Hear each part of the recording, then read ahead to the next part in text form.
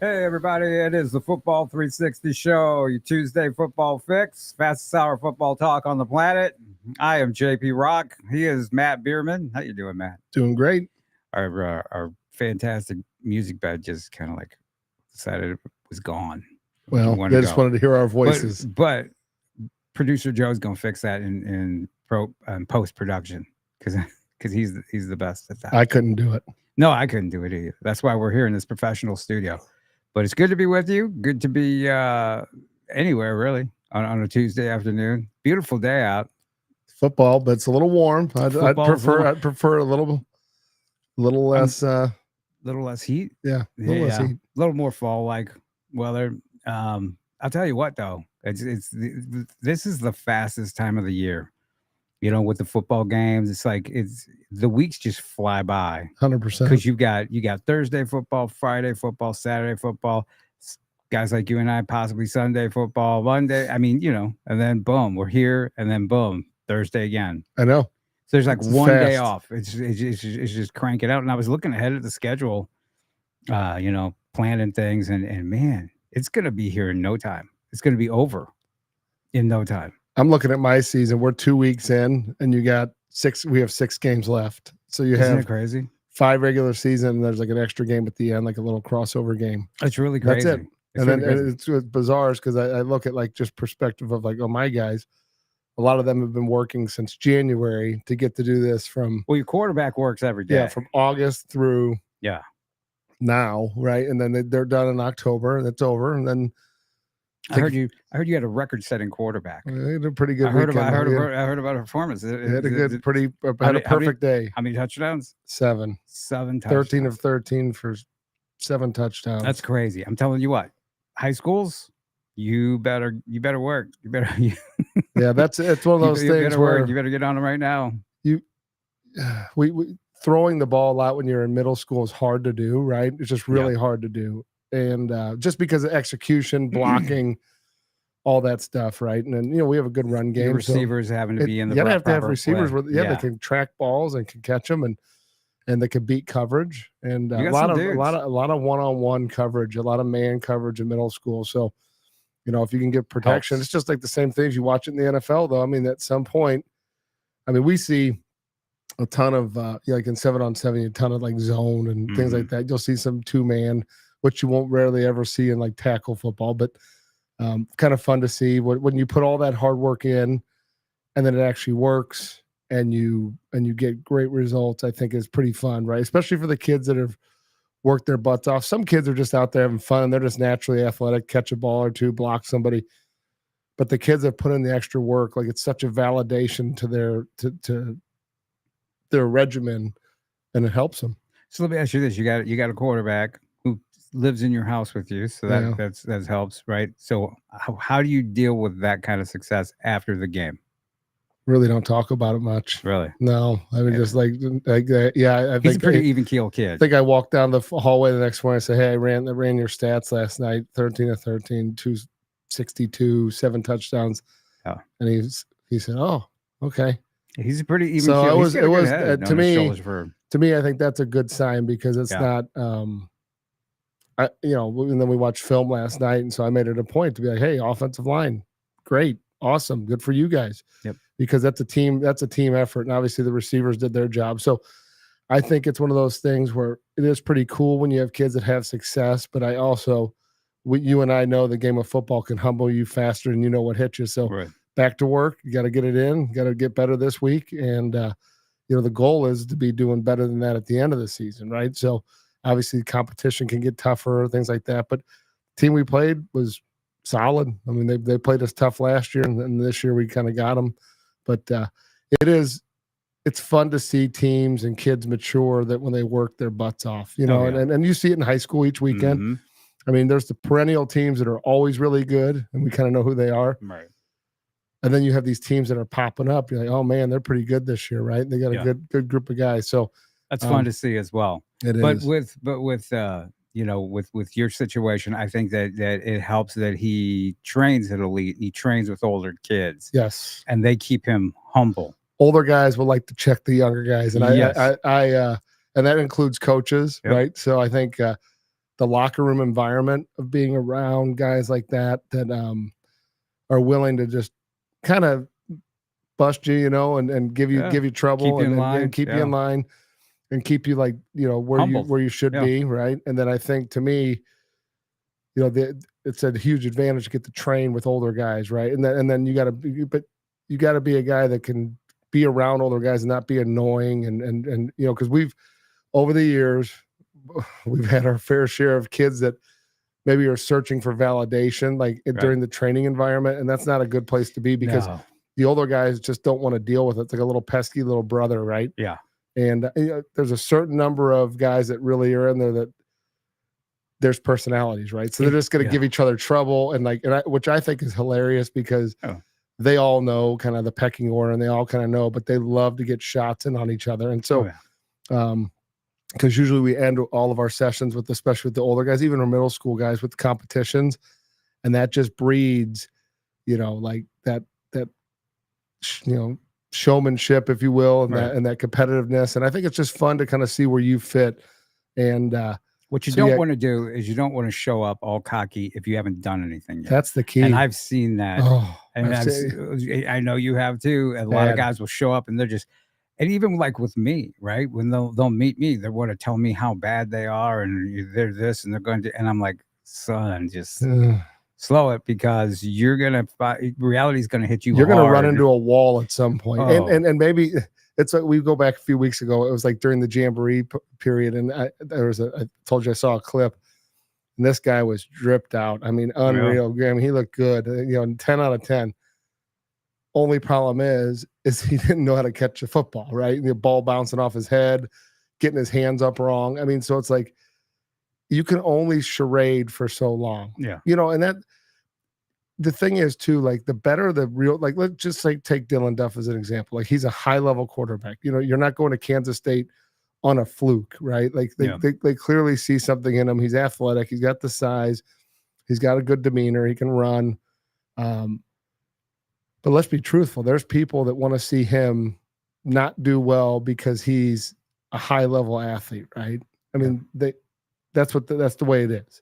So the unfortunate thing is, he's always got sets of eyes on him, no matter what. And that's what I've tried to tell our better kids, our better quarterbacks, like, hey, you always got somebody watching on you, but who cares? Like, you can only control what you can control. Like, you see what's going on in the NFL. There's guys getting dinged up each week, and there's guys doing well. There's guys that, drop Saquon Barkley dropping a ball at the end of a game last night basically cost his team. Is he a horrible player? Absolutely not. Does he have the whole city of Philadelphia mad at him?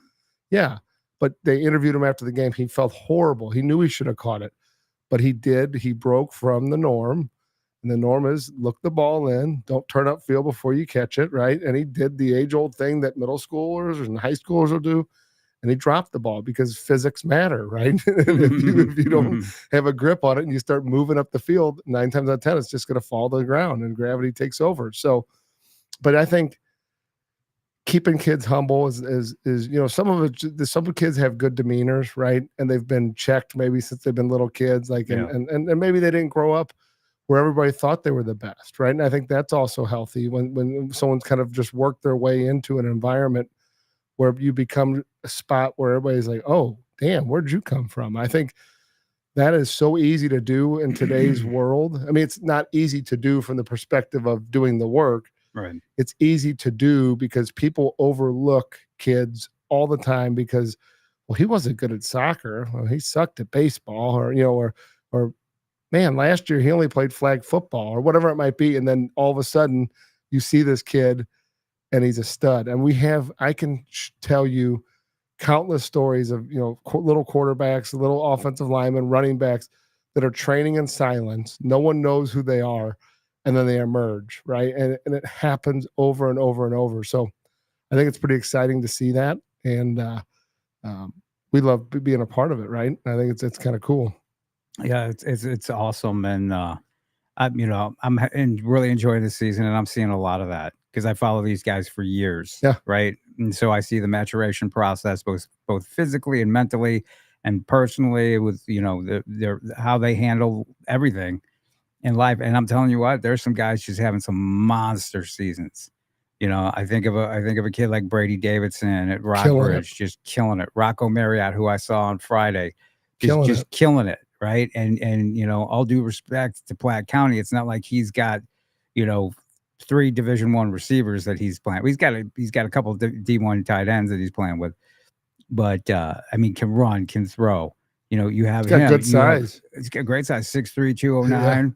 And schools are noticing him. He was at Nebraska this past I weekend want to on say a at game the visit. Littlewood Combine, his He was the speed and best. his Yeah. jumps were out Yeah. outlier status for sure. Absolutely. You're talking about a kid who's like 10-foot broad jump at 209 pounds, like a quarterback. He ran a 4 legit verified 4.5 laser at the Elite 11. Yeah, that's flying for his size, and he did it in the game. And you have him and Davidson. Like it's funny, both their dads played at Mizzou, Yeah. so 2 guys that are around the same age, or kids of the same age. So it's awesome to see that. But both guys that can play and change the trajectory of the whatever team they're on in college. Absolutely. And I think what's cool about Brady Davidson too is he's going to be at Northern Illinois, right.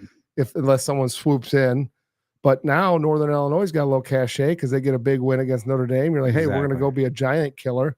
And we've had so many kids go to Northern Illinois over the years in the Miami of Ohio. It's a really good program. Great. Yep. I mean, really, really good deal. They go out, they compete, they don't shy away. They take good games early in the season. And those MAC teams, that's what I love about that. And they get in their MACtion when they do their Tuesday night games. What's so cool about it is they go out, play all the Big Ten teams, to play some SEC teams as a conference, get paid some money. Then they turn around and play each other, and that is like a fierce battle for the MAC championship. I mean, like I think Miami of Ohio is 0-2 right now. They lost to Northwestern and Cincinnati, 2 Power 5 teams or Power 4 teams, however you look at it. But at the end of the day, they're looking at winning a MAC championship. Yeah. That's what matters to them, right? And I think that's what's so cool about that football. And I do not want to see those guys get screwed if there's any changes coming down line, because they are really integral to the ecosystem of college football. Right, exactly. And guess where Miami, Ohio recruits heavily? Right here. That's St. Louis, Missouri, the state of Missouri, right? Northern Illinois, same thing. They're going to get a Brady Davidson. They're going to get a Charles Brooks, defensive end from Cardinal Ritter. So when your programs like that, and this is something I think Gary Pinkel brought with him from the MAC, you have to evaluate talent. You have to have a program of how you evaluate. And you can't just go out there and be like, hey, I want Jackson. I'm Georgia. I want Jackson Cantwell. Come on down. You actually have to evaluate the talent and 100% and recruit it. And so that's what I think is really cool about the MAC schools. And Brady Davidson, I mean, if he continues on his current trajectory, he signs with Northern Illinois. Their biggest concern is going to be, are we going to have him for however many years? Right. Because, even though he's going to go to Northern Illinois, and I say it like, even though, I mean, it's a great school, you're going to be highly successful. Think of the guys in the NFL that played in the MAC. I mean, that's what MAC schools have to worry about right now. And Miami, Ohio, I mean, Brett Gabbert, they're recruiting another Brett pretty heavily. Onsmeyer at Parkway West, Shasheen, Brennan Shasheen, at St. Dominic, and a bunch of other guys. But the quarterbacks in the area just really, really super impressive. And when I say the area, I'm talking about the state of Missouri, Southern Illinois, and Kansas City, Kansas area. Carson Boyd, another one. I mean, these guys are just so on and putting up such great numbers. Right. And what's interesting about that is that majority of these guys you have a pretty intimate knowledge of. We see. I mean, all the passer efficiency guys. The stats that really matter, right? Because you want to know, like, what are these guys doing? From an efficiency standpoint, are they just in an offense that chucks it every down, or are they completing at a high rate, right? So. But you brought up something interesting about NFL in our region. Did you see the stats that came out? And it showed NFL high school with the most NFL players, right? So Miami, Florida was 17. Las Vegas had 16. Bradenton, Florida had 15. Atlanta, Georgia, 14. Detroit, 14. Houston, 13. St. Louis, Missouri, 13. There you go. And you know what's fast? Tampa 13. So you're looking what? That's 1, 2, 3, fourth highest city, Right. and pretty good. And I would say of that 13, I think we trained 9 of them, 9 or 10. Yeah. And what's also amazing is, you know, for years you've heard, got to recruit Georgia, got to recruit Florida. Yeah. How much bigger is Houston than St. Louis? Well, significantly quite bigger. A bit. Same with Atlanta. Atlanta's much because larger. I've had college coaches tell me, you know, the Atlanta metro area produces the highest amount of D1 players. Well, that's great, but if you get the top guys here, right? As you're talking about guys you've trained, guys who, what do you say, fourth? Yeah, fourth. And Bradenton is a little bit of a weird one because that's the third, and that's because of IMG. Yes. Right. And so those kids are from all over. So you can kind of toss that one out. You got Miami, Las Vegas, Detroit, Houston, and St. Louis are tied. So really it's third if you kind of, because I would be willing to bet you, I mean, shoot, we've had a number of kids end up at IMG, right? Yep. And then if that's, but they're taking the stat where they left their last year of high school, I believe. So that's pretty impressive. It's super impressive. And, you know, hats off, you know, give yourself a round of applause, St. Louis and trainers and coaches for helping develop these guys and helping putting it on the map. I mean, and it's not just St. Louis, you know, you were, you know, joking me about being on the road, you know, setting up residency in Kansas City. Mm-hmm. Well, you know, I go where the talent is. Yep. You know, I don't sit behind my computer like so many others and just want to, you know, look online. Oh, this guy posted his stats. Okay, I'm going to write a blurb about this guy, whatever. The talent around the state is just unreal, right? And I need to find somebody to sponsor my travels. Your travels, right? Yeah, AAA or somebody. Yeah. Well, I think that demographically, we have such a unique mix of people in the state of Missouri and the St. Louis and Kansas City, you know, and throughout the state of Missouri. Boot Heel, South Middle. It's very interesting because you'd say, you know, from a population standpoint, it's not the biggest in the country. It's not the smallest. It's got, kind of in the middle. But for whatever reason, and I would say, you know, like those kids out of Houston, they're going to be more developed going into college than the kids coming out of St. Louis. That's just by and large, that's why it's going to happen because of how they spring ball, how they do their youth football. They're far more developed, right? But I would say that athletically, right? I mean, you got Ryan Wingo from St. Louis goes straight down to Texas and starting and making an impact as a true freshman. And there's a lot of kids that they had to take their pick from all over the country and right in Texas that they could have picked.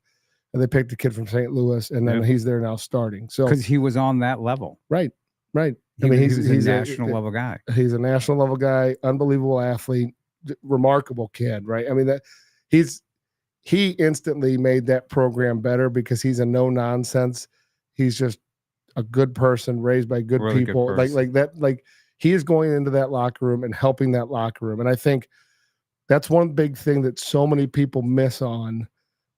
Is the character side of things, and do they love football? And you know, like I told you years ago, Todd Monken and I were talking. He's now the OC for Baltimore Ravens, but he had he won the 2 national back-to-back titles at Georgia, and he was at Oklahoma State recruiting Brandon Shepard, and he said, you know, the hardest thing in recruiting is finding guys who actually. He's like, it's not hard finding athletes, right? It's very hard finding guys that are athletic that actually love the sport you're coaching and the sport they're playing.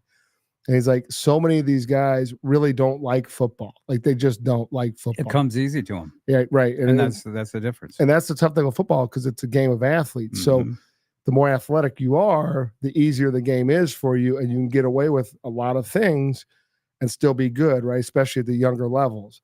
Well, then obviously it gets tougher as you get older. But like, so to his point, you know, if you want to win at that elite level, you're trying to find as many guys like Ryan Wingo that can play, that are good people, that absolutely love the game of football and are willing to work to get better at it and will not shy away when things don't go their way. And I think that's what we see a lot of is you see uber athletic kids that when they run into their first real obstacle, it's done. They're over. Yeah. Well, a lot of times they'll take those elite athletes in the hopes that, well, we can bring them into our program and we can mold them. Hmm. They'll fall in line with our program. And I'm telling you what, that more times than not does not happen. It's a failing methodology, right? Right, It's not exactly. going to work. Because habits are hard to break, and once you get in that habit with, I'm just going to show up and be athletic, and we've seen it even locally with guys who are considered number one recruits in the nation. Right, Yep. heck of an athlete, just dominated because they were the fastest, the biggest, the strongest, but they did not have that work ethic to take that to the next level. Right, and that I think it starts back to our original conversation. What sports are you playing as a little kid, and then are you training and developing? I think that is one of the easiest ways to develop the stick-to-itness that kids need to have to be successful in the rigor of the game. Because, I'll go back to what you said to me, my son. You and I were back and forth talking the other day. And I said to you, like, the thing that makes me happy about it is the stats are the stats, right? Like, I've been around so many quarterbacks that had good stats. Like, okay, good. But what are you learning from that experience, right? Like I want him to see, oh, I work hard, I do well. Yeah. Right. You were happy and you get that his reward work for was that. paying up. Yeah. You want to get rewarded for that, because the brain is a powerful, powerful thing. And if it gets rewarded for those behaviors, it wants to do it again because it wants to get that reward. Right. And so I think that's where the training and development, I think so many people overlook that. They think it's just purely physical.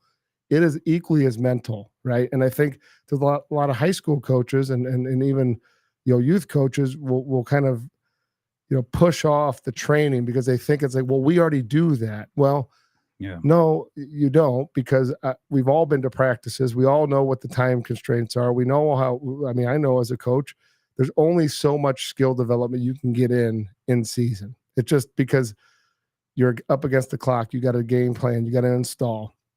You got to fix problems from the last game. There's a multitude of things, and you're fighting injuries and putting guys in new positions. You're doing all these things. But at the end of the day, if the athlete does not have the core competencies, core skill sets, he will fail at some point, and then that's a cascade effect that's going to affect your team. And so, while we don't advocate that we're going to train every kid, we're looking for the kids that want to get better, the kids who have coaches that value kids working hard, and not, believe it or not, there's people that will hold it against a kid if he's doing extra work. Oh yeah. Yeah. I mean, I've seen it firsthand. I've experienced there's some selfishness in that area. Yeah. And I don't understand that belief system only because it's like we're not stealing the kid from you. We're working, enhancing them so you go back to your team. They play for your team. They don't play for our team. They play for your team. So, right. Well, case in point of what you're talking about, those kind of kids, I just saw a video clip. I believe it was on Instagram of you, I think Dayton Hopkins working out with Ray, your defensive line coach, one of your defensive line coaches. That is a kid who is just a raw athlete that, I'm like, hey, you need to come in here, and he's putting in the work, and it's paid off. He's, committed to the University of Missouri. He's thriving his senior season. He was a 6'6", about 200-pound athletic kid, right? And I'm looking at that video. I don't know how old that video is with him and Ray, but he's filling out. Starting to get bigger. He's getting bigger, and he's got a real future. And he liked baseball. Oh yeah, he was a catcher, right? He was a catcher. He liked baseball, and he's played a little basketball this past year. But I remember having a conversation with his mom. I'm like, look, he really needs to get to the elite combine, and they made it happen. He had baseball practice that day, but he came into the elite combine and then went to basketball practice. Hey, that's a shameless plug, but March 8th, 2025. Yeah, I thought. Yeah, we'll do it again later. Yeah, I know, but mark circle your calendar. Dates. Yeah, save your dates. Your calendar. Look for a message from me. But yeah, the whole working and earning things is really the beauty of football, I think, right? And then the teamwork aspect of it.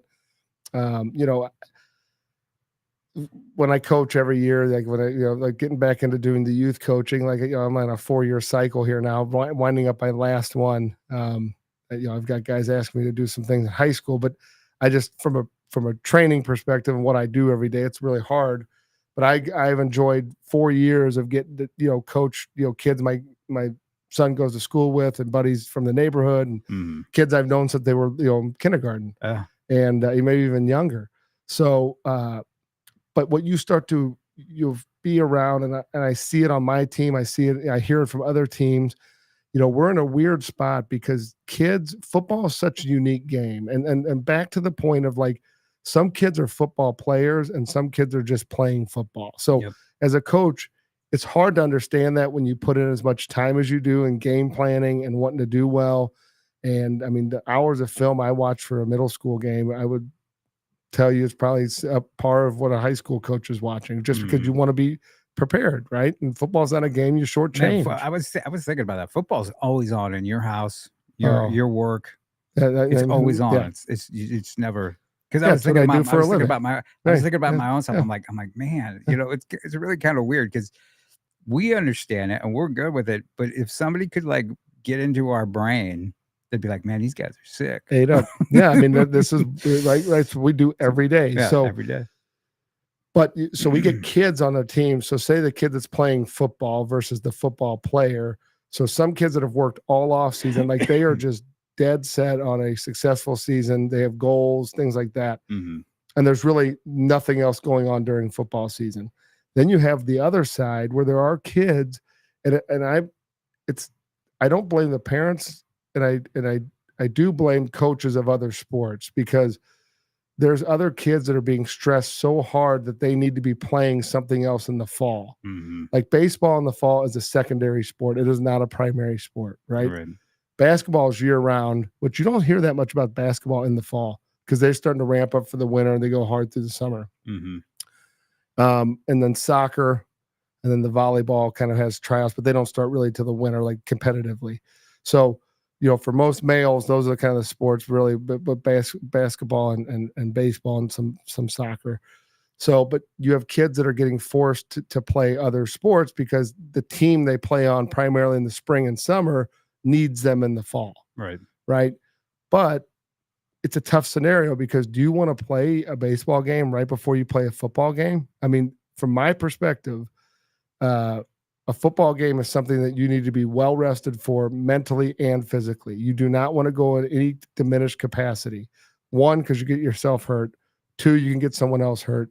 And it's just physically, it's just not, it's a demanding game to begin with. So we see a lot of that. And I mean, I have instances, and I know other teams in our league have instances where, kids, say you're the 8th grade game, so you're the later game in the afternoon. They're playing baseball games before, and then they come straight to football. I don't know if that's a good thing. If you talk to a doctor, I'd be willing to bet you it's a really bad idea.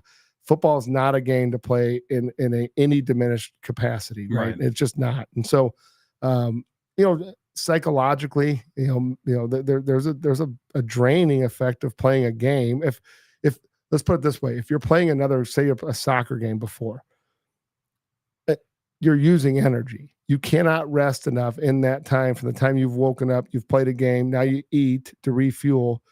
Your body's trying to start to recover, and now you're going to ask it to go again, right? Especially depending on the position you play on the soccer field. Right, exactly. I mean, if you're forward, you're constantly moving. You're moving. And so I just think, I say this because I don't know that a lot of people know, because they're naturally being drawn by that other coach.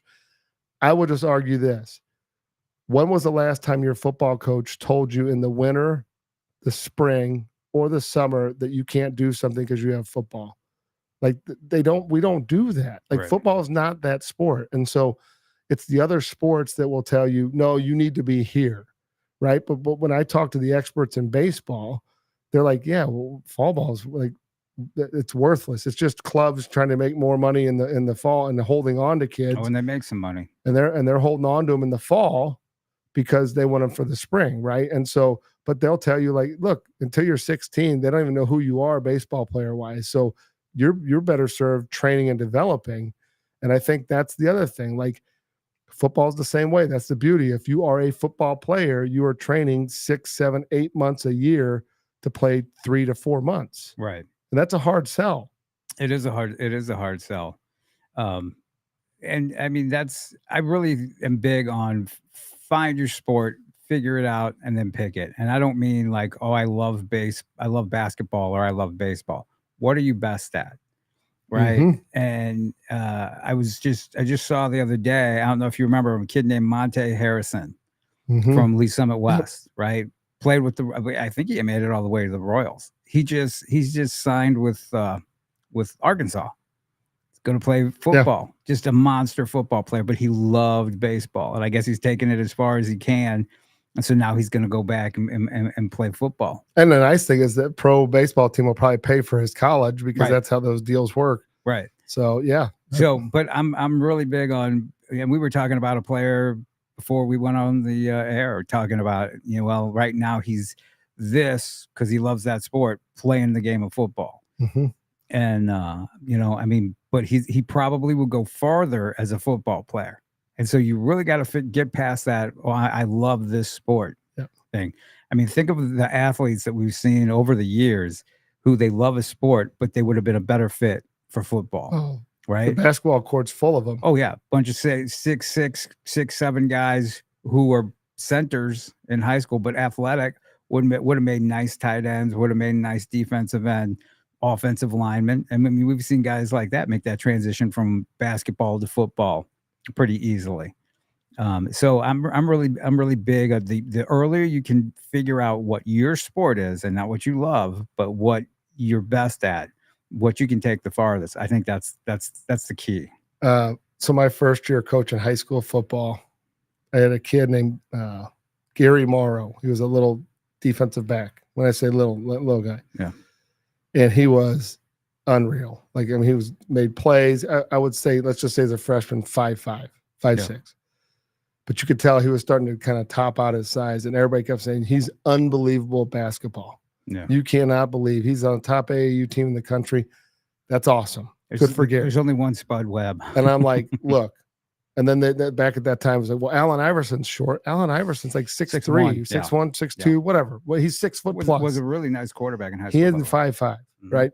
And I remember saying, hey, you should really focus on playing football and the next 3 years. I'm just going to really concentrate on basketball. I just did this for a year, the first year's for fun or whatever. And I don't know that he ever, he certainly didn't make it to where everybody was telling him he was going to go. Right. And I'm not saying he would have been a high level D1 guy at his size, but he would have had probably more opportunity had he stuck around and played through his career, because he had natural ball skills, phenomenal. I mean, the things that he was doing on the football field, probably what made him really good on the basketball court. Yep. Only that size is a little bit more forgivable in football, and it's not forgivable in, now granted, if you're an offensive line, there's certain metrics that you have to be in defensive line. But, you get a corner, running back, receiver, there's spots for guys that are, sure, different sizes, I mean, smaller sizes. Look at the quarterback at Boston College this past weekend, 5'9", 186. I can't, good Italian name. What was it? Castellano. Castellano. Yeah. They gave Mizzou a run for their money. Yeah, that was a solid game. And you and I spoke the week before. This was where you're going to find out. I know Mizzou fans were really amped. All due respect to Murray State and Buffalo, totally different animal. And they found out where they're at, and you really got to see what the Mizzou team is. And you really, what I saw was what they're missing from last year, and they're missing that big play run game that they had, and they're missing the big plays altogether. Now, that part of that might have been, I don't know how good Boston College's defense is, but they're really missing a Cody Schrader. They are, and that loosens, that just loosens things up. You get to a spot. When I say loosen, I mean in the reverse term. So if you can get those big runs, you got to bring more guys down in the box to start to defend against that, right? As soon as someone does that, then that opens up those shots. And so that really has not happened yet. They had a big third and short, and they got 16 yards going in to kick a field goal at the end of the first half. But those are few and far between, right? But I will say from that perspective, they definitely got down to a team that was not bad. Right. They were definitely a good team, and they fought back, and they showed people were losing their minds. They showed some, I was not shocked that it was a close game. I thought it was a well-coached team. They had some great athletes. Bill O'Brien. I mean, they thumped Florida State, and Florida State's not great, but is Florida State backsliding a little bit right now? Well, They they're got on good the athletes, ascendancy. right? They do, Yeah, yeah. right. I mean, that like so. Week 2, that win against Florida State's probably better than beating them week 3 because they're imploding, right? Right. But week 2, that's a solid win, right? Because they're well, actually, it was their week. What was Boston College's week 1, I think. Mhm. So, but yeah, I Good win for Mizzou. Yeah. You know, be happy that it was at home. Yep. If it was on the road, you might have had a completely different. Well, last time we played outcome. Boston College, we lost to them on Right. the road, right? Exactly. And I was actually surprised at how good they were. I knew that they were a solid team, but they were really good. I really liked their little quarterback, Castigliano. I think his name is. Dude, they were good. Solid running game. They were good. And Mizzou's defense, really good. Yeah, but I think it was like the first points that they had given up. A couple fluky touchdowns too. Like you're like, oh Yeah. man. I mean, like busted stuff. But at the end of the day, like that's kind of how they play, though. Yeah, you need that was a good opponent for them to see. I think it's going to serve them well. I was talking to Brady Cook about it after the game, and he was just excited the fact that they battled. Mhm. And then like at the end of the test. game, you got to get the first down to keep to ice the game. Getting a first down in a college football game is not a foregone conclusion. Like, oh, we're just going to dial it up. Like, no, those guys are playing football on the other side, and they know what's at stake. They're trying to stop you, and so having a good play call dialed up and be able to execute, I think to me, it's going to serve them better than going and blowing out another team. So much. Like another lower level team, because you can't play all those teams and then boom, here's Georgia. Well, we've never seen anything like this. At least, Boston College is no Georgia, but it gets you closer to what that's going to be like. You know, and you have to prepare for that. Just running over teams doesn't make you a better team. And you see a lot of teams exposed like that. They'll make the cupcake schedule, and then they get to their conference games, and they're like, "Well, what happened? They were rolling over. They got their 5 wins. All they need is 6 to get the bowl game, and then they're losing game after game because they've been playing cupcakes. And so, but I do think it's interesting that Mizzou slid down a spot in the polls. They're the only ranked 2 opponent game. When they played with Boston College, only game in the country. They had 2 ranked opponents, teams, and we won, and we still slid. Now. Yeah. I think there was some concern about the billing of the game because Mizzou was on the SEC network versus being on a regular game. I mean, it would have been a good day to have College Game Day with 2 ranked opponents. Absolutely. I don't know where they even went. I don't know where they were this year or this week. But I'm at other games, so I don't know. So you're scouting the guys that will turn into those guys playing. Yeah, right. Yeah. And so. I think Mizzou's obviously they've got Vanderbilt up next. That's going to be a solid test. Vanderbilt's not horrible. They're pretty decent. They knocked a few guys off last year. I mean, there's no cupcakes now from here on out. Because who do they have? They have them. I think they're non-conference. They have UMass still. Yeah. Right. Well, that might be a cupcake. But it's on the road. Right. So it'll be a nice little test to go, beat up somebody on the road at their place. And then I think it's just the heart of the SEC, rest of the SEC stuff. And we'll see. I mean, it's pretty favorable for Mizzou. Nobody who's I mean, Georgia, of course, is really good, but everybody else it should be a game or possibly beatable. And Georgia, you never know. Mizzou always plays them pretty tough. And they have Alabama, I think. Yeah. So. And then you're going to wind up beating Arkansas, of course, at the very, very last game, which, by the way, I mean, I don't know if you've heard much about it or not, but if you're at Arkansas, I don't even know what the record is yet. Have they won a game?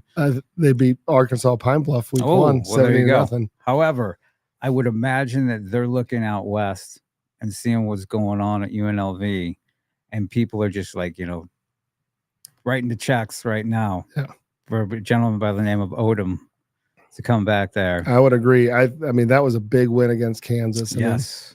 I mean, Kansas is probably just. I mean, they went from now Illinois is ranked. Illinois beat them, and UNLV beats them. Yeah. And here's the thing: Kansas shot themselves in the foot, but UNLV just kept the pressure up. And it's unreal that UNLV is doing that too with the first-year quarterback in their program. They have a transfer from, I think he was at Holy Cross last year, so they have him in there. Power of the portal. They have not lost a step. They run the go-go offense, right? It's a pretty cool formations. A lot of just exotic looks to really, make the defense declare what they're doing. And they do a really good job with it. And to go on the road, beat Kansas. I mean, in Kansas, that quarterback is a solid quarterback. They have some damn good receivers. I mean, they have some weapons, and so, and they've been the last 2 years, they've been solid. I mean, it's the same KU, primary yeah. group of kids, and to go in there and beat them on the road, I think is a statement. Now UNLV is the first time they've been ranked, I think, in the top 25 since like 1983 or something. Right. And so bizarre number. I'm sure they're going to be like freaking out now about, man, you know, You got to pay Barry Odom to stay. Got to pay him to stay, you know. I mean, I was surprised they weren't ranked last year. I mean, they right. finished really strong, and obviously he and Michael Shear got a hell of a deal going on out there, and right. Ronell Perkins is out there helping as well. Here's the thing, and I never look back on stuff like that, but just Barry's doing what people kind of expected him to do at Mizzou, and him coming into Mizzou, that was a totally horrible situation. Horrible. Not a good situation for him. Should he, in retrospect, have gotten more time? I mean, I know everybody's happy with Coach Drink and everything's working out great there. I think he should have. I do too, because I think you're not that. You don't go from being a good coach to just being a horrible coach. And I know that some people, you know, it's a transition going from a coordinator to a head coach. And it was on the job training, and it was a horrible situation, and alma mater, so extra pressure like that. But I mean, should he have gotten a little bit more time? Because I mean, Drink came in, and a lot of the guys were Barry's guys. 100%. I mean, if Drinkwitz is honest about it, which I think he would be, like, I mean, some of his guys the last 2 years that he's made the run with were Barry's guys, right, including the quarterback, right. So I think, and that, you know, on Drink's side of things, is that's a good thing that he you know, kind of, because some coaches will not allow that to happen, right, and they want their guys off, and so that just shows there's some humility there, and there's some understanding of, hey, I'm going to do what it takes to win. I'm going to play the best guys. I don't care who recruited them, right. And he's really grown as a coach himself. 100%. Drink has really grown as a coach, and he made some moves and you know, let go of some of the power. Yes. And let other guys, you know, he delegated more power to different guys, and, you know, switch some guys up. And man, that's really worked out. Made a world of difference. It really has. So I mean, that's fascinating, and it would be, you know, Barry. It's great to see Barry do that. You know, it's always good to see it come back. Heck yeah! I mean, to see them, and then good guy, man. And then also, I did see, like, I think it was one of the Mizzou accounts had his picture, and it said basically, "Hey, a true son. We got to acknowledge." It's always great seeing a true son beat KU. That's nice. Right. And so, you know, I think at the time when he did get fired, and, you know, I know you and I know some of the backstory. I mean, there was they were bowl qualified. They just couldn't go because of that cheating scandal, which, again, didn't happen under his watch. Right. And no other school had that same penalty for that, you know, issue, if you will. Well, that's uniquely Mizzou, just like falling in the rankings when you beat another ranked team. Yeah, how does that work? Right. I mean, they should be 6, if not 5. How do you get 5 downs in a game? Right. It's uniquely Mizzou. How do you get a kicked ball at the end of a game to lose to Nebraska? Right. Exactly. Yeah. Gosh, I remember that. I was late going to a wedding. Yeah. I was there on the field, and it sucked. Yeah, I was supposed to be at a wedding, and I couldn't leave because it was just like, you brutal. Know, yeah. And then had a horrible time because it was still brooding about what you witnessed. Yeah. I will tell you, I remember going out that night, and weird feeling, right? Because it's the number 1 team in the country. You lose to them, and it was by all rights, we had them dead to rights beat. But those Nebraska fans, who I think probably can be obnoxious, were the most subdued, most like, hey, you guys really won that game. They knew. They were like, hey, like, that was crazy. Yeah. Cannot believe that happened. You guys really should have won that game. I mean, like, there's no way around it. So, but it is what it is. Kind of like, it's a neat to every once in a while they play that. Yeah. Do you like to watch it? I don't want to watch to see you having a fit. I'm on the sideline watching, going, I mean, you just could not believe it. And that's funny too. You look back on that field. That field was so bad because it was grass, and they could never get it right. And it would just, like, literally, you would go through the field and it would have like lumps in it. It was great grass, but it could never take root for whatever reason. It was always pulling up. Yeah. And they had NFL experts come in and try and do it. And then obviously now it's got this great, you know, turf or whatever. But what's interesting is you look and you see the new approved plan for the $250 million expansion. I mean, it looks pretty damn good. Think about how far the program has It's come. unbelievable. Think about how far. Do you remember you were around for the old weight room, right? Yeah, so yeah, we The were in the old Tom. dungeon. Yeah, so it was like the old weight room, and then there was the Tom Taylor building, and then they built this like new deal. And I'm like, I remember like going in there and being like showing a kid. I was like, It was already obsolete. yeah, and I was in this like unbelievable like cafeteria at the time, right? And I'm Mhm. like, yeah, this was our weight room. The Right. guy's like, what? I'm like, yeah. And then I walked him into the old locker room. Yeah. And he was like, what is this? I go, this is the locker room. This Yeah. is the team locker room for practices, right? And then, the game day locker room was decent, I guess. But obviously all that stuff's long gone. But then you look now and then you go, fast forward, they had expanded with Gabbert and all those guys are all down there. It's all getting really good. They put a bridge over the highway. Yeah. I You know. know, I mean, there was we were dodging cars going to practice because we had to practice across the street, which was just Yeah. crazy. But then you look at the indoor. Like I was down there this summer looking at the indoor, and I'm like, and then the What you whole would've South given Stadium, for that, yeah. like that old indoor though. Yeah. That's right next to on the other side of the street there. It's just, I think they put new lights and new turf in that, but it was getting so dingy. Like we went down to the youth camp a couple summers, and I remember being in there. It had no air conditioning, super hot. Yeah. It kind of felt like like the rubber from the floor was like had leached up onto the wall. Like it was not great. And now you go into their new facilities, and it's just The lighting's better. it's unbelievable. Yeah. 'Cause So that was always the thing. But we could do a whole show on that and just the program and its ascension the money that's into what it flowing is. in It's there. still flowing in there. Yeah. So something just I just caught the tail end of it, but didn't they just get another big batch of money approved to do something with it? I'm sure. I don't know. The last one I saw was $250 to build the end zone out. I mean, it's Yeah. going to be, and then they're going to change. Have you been down on that the club that's where the players walk through? It's Mhm. down there, Yeah. and that's going to be a recruiting zone. Yeah. So, which is beautiful. It's a great idea. You use that space for recruits to come in, their families, entertain them. The team comes through there. Better use than probably having a bar down there, right? Just because you're Yes. going to get more stretch Yeah. out of that with more reach with the families. But yeah, that is, kids getting to go to that game day experience. I mean, they're not going to recruit every kid from St. See, Louis. that That's what's is so an hard. experience. That's going to be an experience as Yes. opposed to just sitting there, across from the press box. I remember being there in the press Oh. box looking down. And You can see the little area where they are, like Yeah. like roped off. roped off, and there wasn't much of an experience. And then after the game, they're just kind of shuttled out. Now the high level guys got to go into like the locker room. Yeah. But basically, speaking of Mizzou, I mean, they're doing a really good job getting kids up there for game day visits. I've been paying close attention to that, and they've got a bunch of talented guys who are coming every week. And hats off to their recruiting staff. If you're a local kid and you're getting DM'd or they start to follow you, follow them back. Any school for that matter. Right. Follow them back. Tell them you want to go see. Hit them up for DM. Tell them you want to do a game day visit.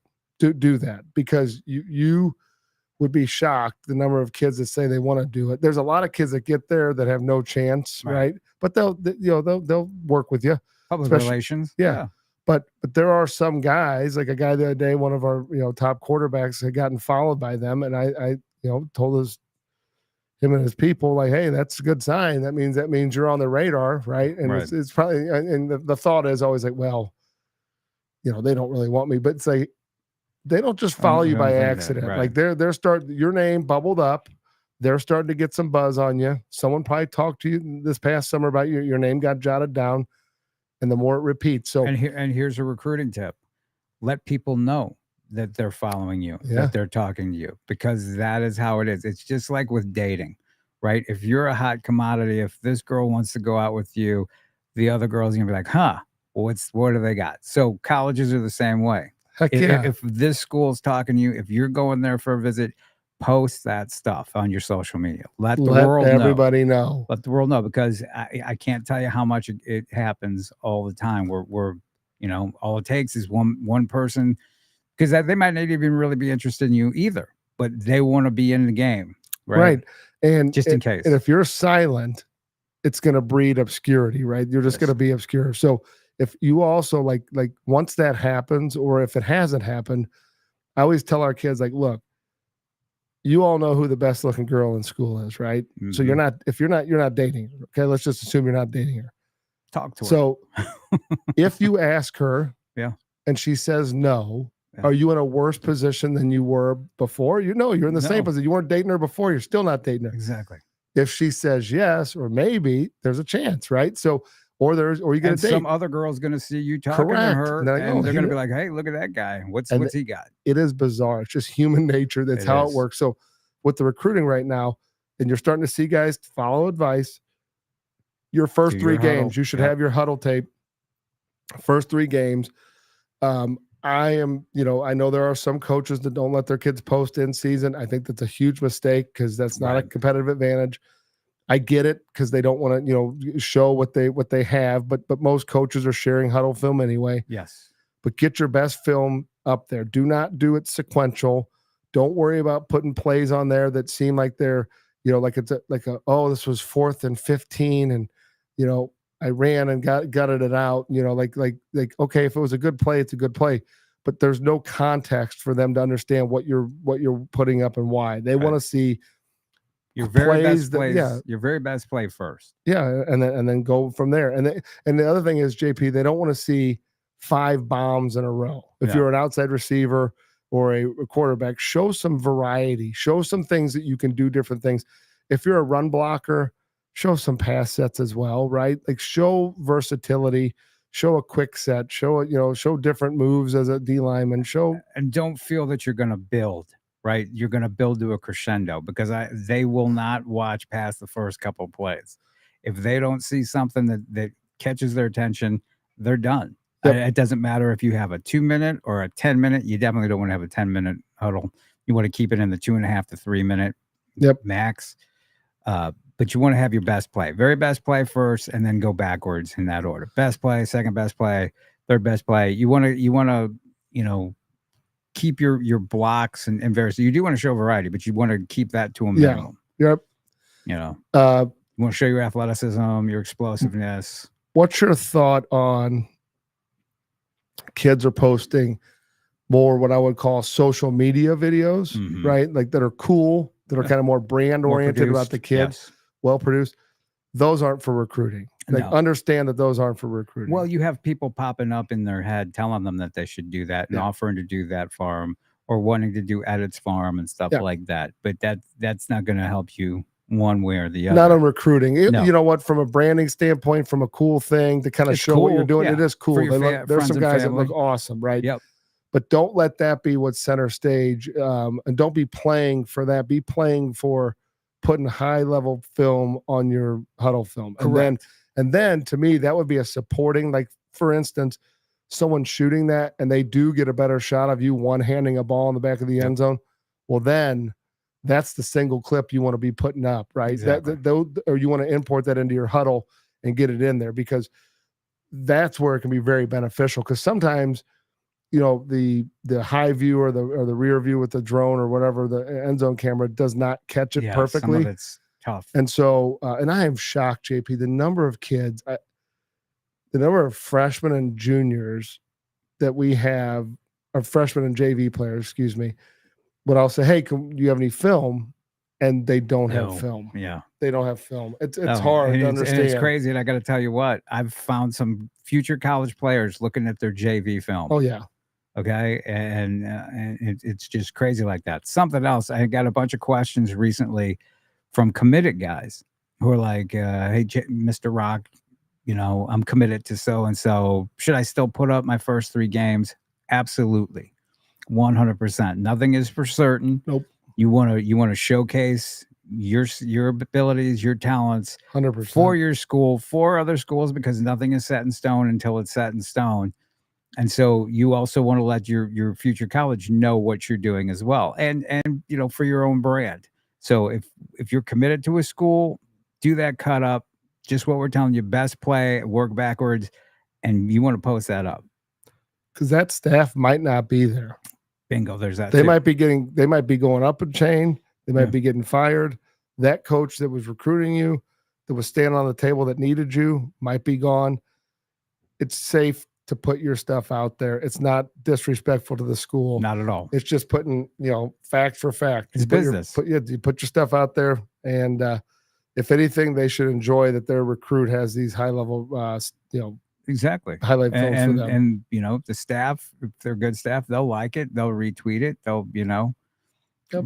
So yeah, players out there, if I haven't gotten back to you yet, definitely put your first 3 weeks out, and then put your mid-season out and your end of season out. Yep. Because like I said, nothing is for certain until it's certain. And I do like, because what you'll see is kids will do their first 3 games is like the week 1 they have whoever they played, and then week 2, week 3. Definitely combine them though, right? And I think it's a good idea to kind of do it 1 week at a time and then keep adding in it behind the scenes. Yeah. Because I will tell you, I am not a fan, and I'm sure the recruiting coordinators are not a fan of going and clicking on individual game highlights. They want to see the best couple out of each game. They don't have time, right? They're not going to search through and go, oh, the fourth clip in your film against the Patriots was great.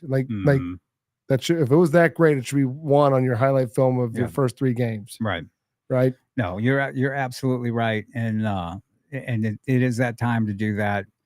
And I mean, you better do it now. You're your own best advocate, you or your parents, whoever's, cutting up your film for you. But it is an ongoing process. It really is. It really is a job interview, right? If you want to play college football at all, you're in a 4-year job interview. You should look at everything that you do as this is a job interview. I'm auditioning over these 4 years, and you should, pay attention to that. You should pay attention to your training. You should pay attention to what you're doing in games. You should pay attention to what you're doing in warm-ups. Okay, because I stand there on the sideline and I see these guys, and it really aggravates me. And I guess I probably shouldn't, but it really aggravates me when guys dog it in warm-ups. Oh, it happens all the time. I'm like, and guess what? They usually play to that level. There's so many kids who honestly believe, but them just showing up and putting their uniform on, that they are ready to go. And a warm-up is a huge component in getting your mind right. A warm-up is a huge component in really setting the stage physiologically for getting your body prepared. Yeah. But, there is this air of, and it's not unique to St. Louis, it's across the country. Guys that, they're all dripped out and all dressed great and this and that. And they think that is what's going to get them charged and ready. And that's going to put them through the game. And it's like, look, that's great that you look good when you have all the stuff on. That's cool. But that's part of the uniform. I get it. But to think that carries any weight at all once you start rolling and playing, it means nothing, right? Everybody says, look good, play good. Okay, fine. You can still, I've seen a lot of dudes in old school uniforms that played really well. I was going to say that doesn't cut it for me. You look good, play good. It's you play how you practice. Well, guess what? The guys who are going at it full on in warm-ups, those are the guys who are successful on the field. Yep. Right. So there's that mentality. Before we get out of here, some high school football stuff. I'm looking here at the undefeated teams in Class 6. Still, you got DeSmet, Lee Summit North, Rockhurst, which is a little bit of a surprise. They lost a bunch of guys, but they have their talented team. They got Nixa. Those are there's a Seckman, which always has a good team of late. Those guys are still undefeated. And then, of course, in the Class 5, Cardinal Ritter, Platte County, who I just saw, they beat some good teams. They beat a good Fort Osage team that has River Peppers, who's headed to Iowa State, kept him in check pretty much for the night. You're familiar with him. Another elite combine guy, March 8th, 2025. Want to drop that in there, keep that out there. Jeff City, Helias, familiar with bunch of those guys. Some more elite combine guys. Carthage, Missouri. And then Capital City, really great running back, Jalen Thomas, who was at Mizzou recently. He's so hidden, but he's just lights out. Cape Central, another really good running back, was at the combine. Keyshawn Boyd is down there. Branson, Missouri, 3-0. Hazelwood East, 3-0 as well. Hazelwood East has a good program. Yes, they do. Doesn't get a lot of pub, but really you could kind of see them coming. The last couple of years, they're a handful. They're Coach athletic, Cole, well coached. And they've had consistency in their coaching staff. That's it. That is the key, right? And the kids can buy into that. And with their team and their teammates. And it's really a shame. And I'm telling you what, the coaches over there, they work really hard. Whether it's Coach Cole or Coach Brown at McClure, or Coach Shannon at McClure North, who's trying to build something over there. Those guys don't, they're up against it.